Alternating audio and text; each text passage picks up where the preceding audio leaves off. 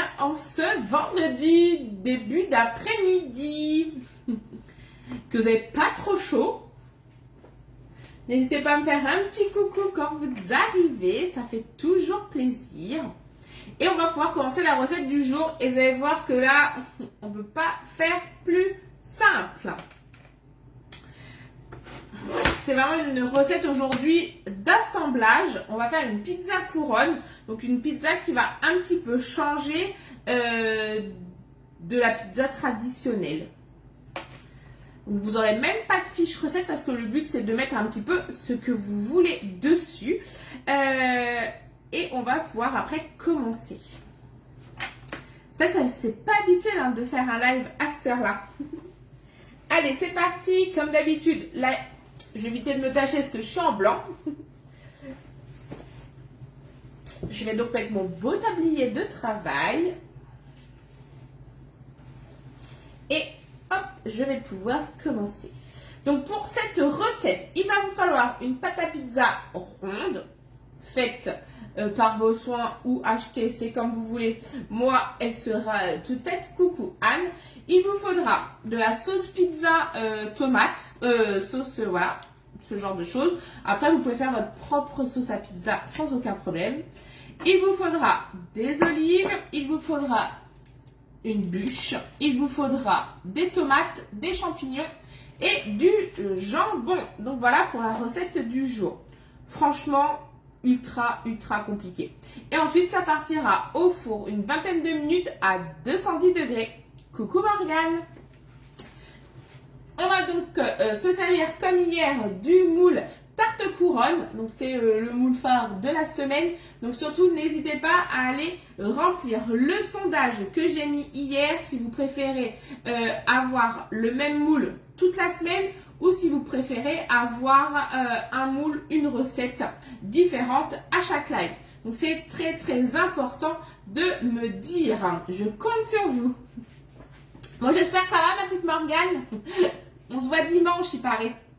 Donc, comme d'habitude, on va venir passer le moule sous l'eau très chaude avant chaque utilisation et on viendra le mettre sur la plaque en alu perforé. Et puis, j'ai sorti mon plateau bambou pour pouvoir présenter ma belle pizza. Et vous avez pu voir que j'ai aussi présenté la quiche couronne hier. Et franchement, elle était trop bonne. Et en plus, ça change ce style de présentation de quiche. Donc, des fois, c'est sympa aussi juste pour l'effet visuel. Donc, les plateaux bambou, vous le retrouverez en rond, en long et en carré. Et bientôt, vous le retrouverez en rectangle. Donc, je vais donc passer mon moule sous l'eau très chaude avant de commencer.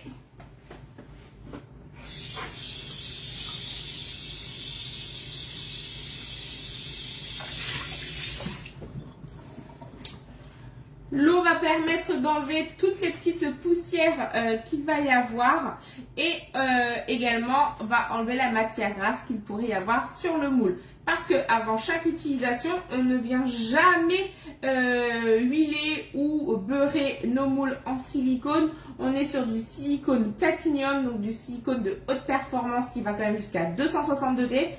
Donc pas besoin. Alors, pâte à pizza. Vous allez vous dire, aujourd'hui, c'est le live de la flemme. Coucou Christine. Parce que c'est juste de l'assemblage. Mais des fois, c'est pour vous montrer aussi qu'on peut cuisiner très facilement. Donc, une pâte à pizza toute prête. Mais bien sûr, n'hésitez pas, si vous avez envie de faire votre pâte à pizza.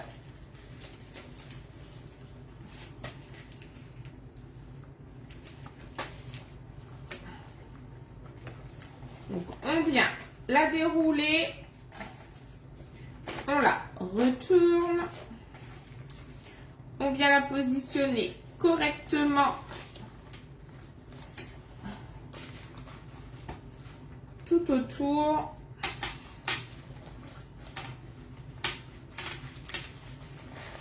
Et cette fois-ci, j'ai trouvé quoi faire avec le petit rond. du milieu pour éviter que ça ne se perde. Je vais vous donner l'astuce tout de suite après. Hop.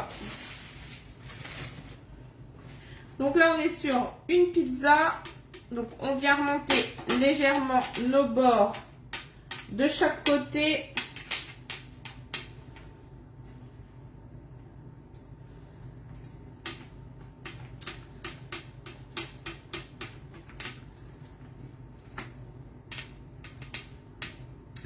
Et là, en fait, on va venir faire des triangles. Et en fait, on viendra après les rabattre sur la pizza. Bien sûr, on ne prend pas de couteau pour ne pas couper le moule. Vous pouvez prendre votre petite spatule coudée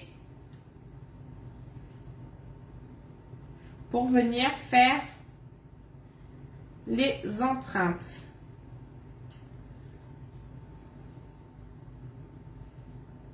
Voilà, on va regarder si ça se détache correctement.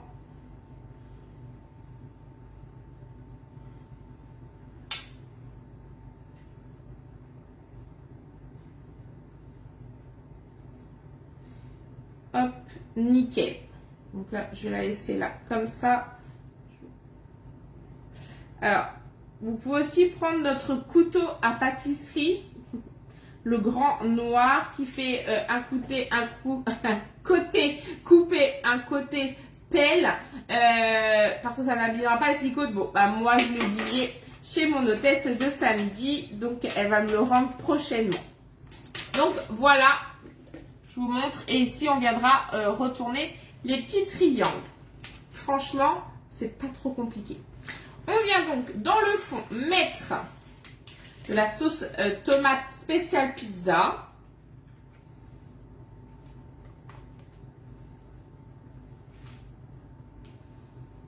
Donc là, on est quand même généreux dessus. Donc là, on fait la pizza traditionnelle, hein, la napolitaine.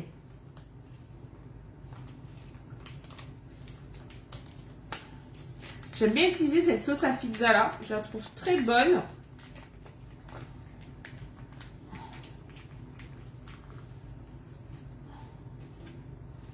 Ensuite, on va venir lisser. Coucou Valérie. Franchement, c'est trop compliqué. On lisse. Et on va mettre de côté. Je vais mettre de ce côté-là. Ensuite, on va prendre une tomate. Une grosse tomate. Qu'on va venir couper en rondelles. Donc là, j'utilise bien sûr, je vais juste la passer sous l'eau.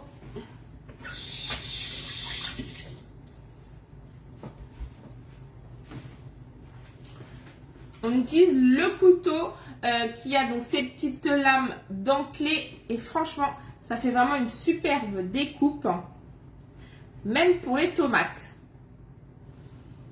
Donc, on vient faire nos belles tranches.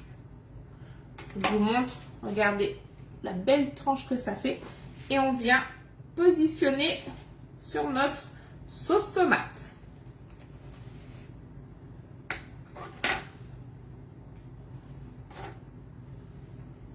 Donc, on les fait pas trop épaisses, pas trop fines non plus.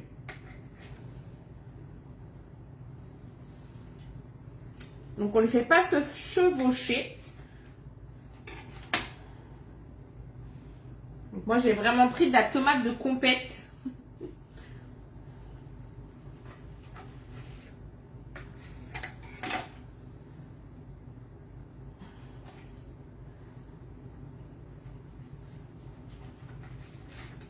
Voilà.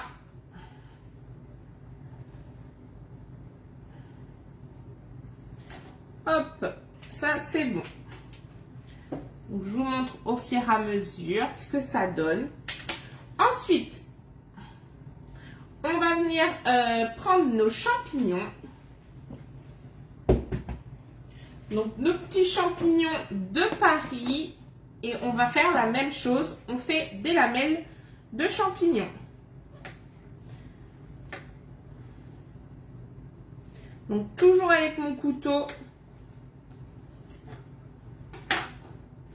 Et on va venir répartir nos lamelles de champignons sur nos tomates.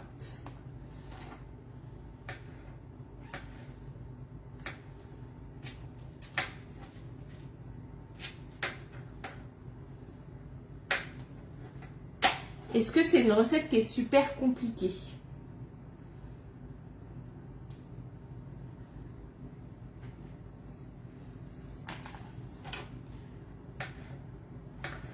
Petite astuce pour les champignons, on ne les passe jamais sous l'eau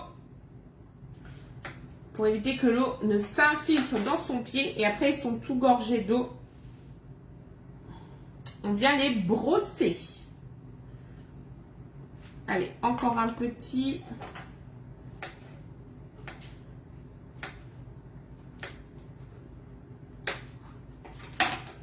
Voilà. On est pas mal. Donc là, pareil, je vous remonte. Ensuite, on vient s'occuper du jambon.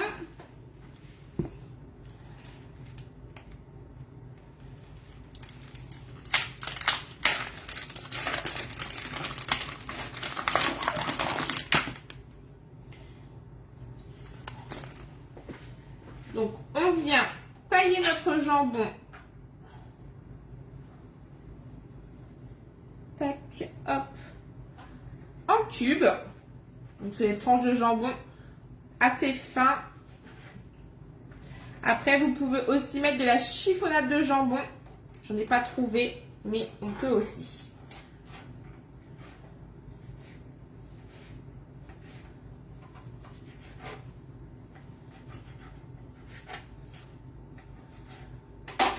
On vient donc répartir le jambon sur la pizza. Donc là, il y a 2 tranches.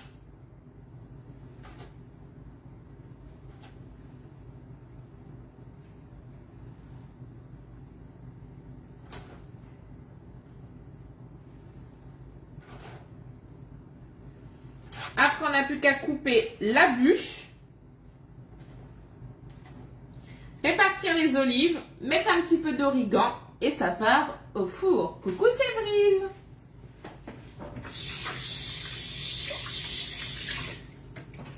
Et comme ça, mon repas de ce soir sera prêt. Donc là, on va venir prendre la bûche. Vous pouvez aussi mettre de la mozza si vous préférez.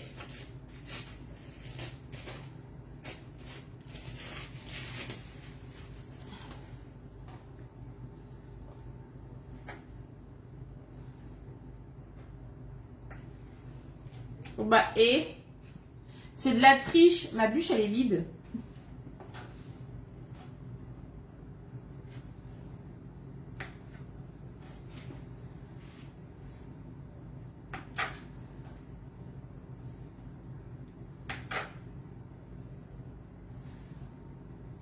Bon, je sais que Noah, à son retour, il mangera les petits bouts même si c'est vide.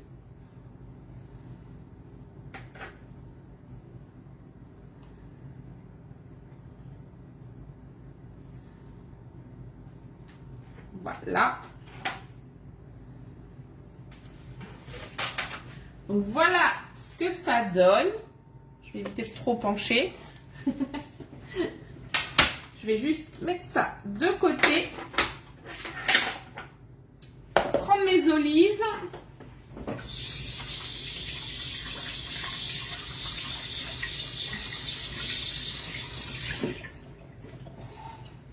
Et je suis même en train de penser à quelque chose.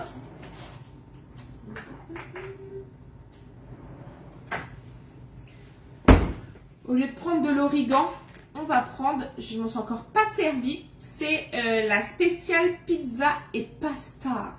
Bien sûr, ce sont les épices gourmandes de chez Guy de Marle. Donc, je récupère ma pizza. Je viens mettre quelques olives. Hop. Entre les morceaux de chèvre.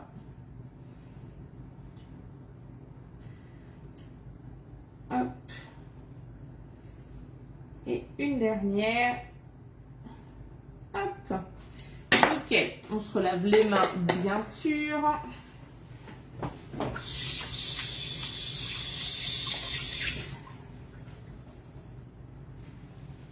On va venir rabattre donc nos petits triangles. Je vais même prendre mon ciseau pour bien les... Voilà.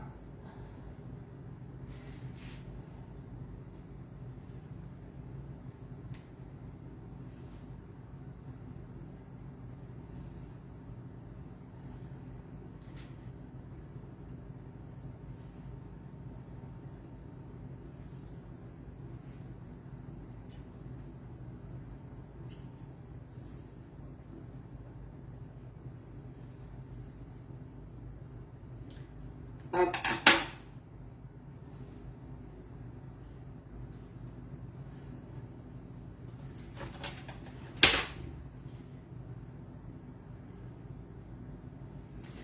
Je vous montre ce que ça donne. Et ensuite, on va juste venir répartir nos herbes. Ça sent trop bon. C'est vraiment pizza et pasta. Ça m'a même fait tousser. Donc, on saupoudre.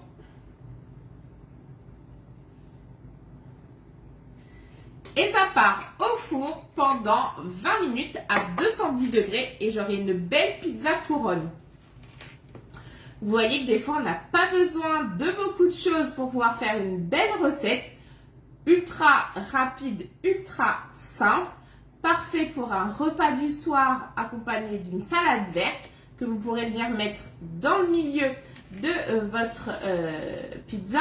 Vous pourrez aussi vous en servir pour l'apéritif et pourquoi pas venir mettre au milieu une petite sauce à dipper. Donc il y a vraiment plein de solutions différentes pour cette recette. Franchement, j'adore. Simple, facile et efficace. Vous voulez un renseignement, vous avez besoin d'une astuce, d'un conseil, n'hésitez pas à me contacter. Et du coup, oui Valérie, franchement, c'est très compliqué cette recette. J'aurais même pas besoin de vous la saisir parce que franchement, mon four, il sonne pile à la fin de la recette. Donc on peut enfourner et ça sera parfait pour le repas de ce soir quand je reviendrai d'atelier. Eh bien écoutez, je vous souhaite à tous une excellente après-midi. On se retrouve la semaine prochaine pour de nouvelles recettes. N'hésitez pas à aller voter, c'est très important pour savoir quel type de recette on fera la semaine prochaine, si on part que sur un seul moule ou si on part sur 2 moules. Et puis moi je vous dis à très vite. Et oui Morgane, à dimanche. Bonne journée, bisous.